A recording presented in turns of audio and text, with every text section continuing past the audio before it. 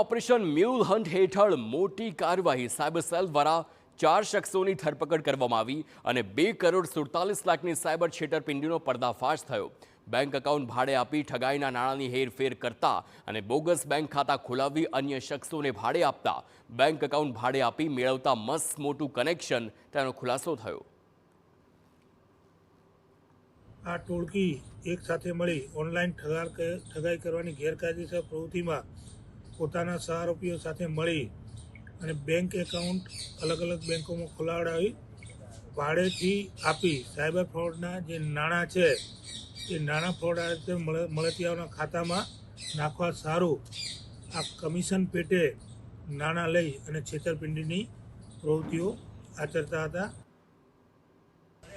તો સમગ્ર મામલે હવે સાયબર સેલ દ્વારા 4 શખ્સોને ઝડપી એકાઉન્ટ કોને ભાડે આપ્યા હતા અને કેટલું કમિશન મેળવ્યું હતું તે મામલે પૂછપરછ સહિતની કાર્યવાહી હાથ ધરાઈ છે।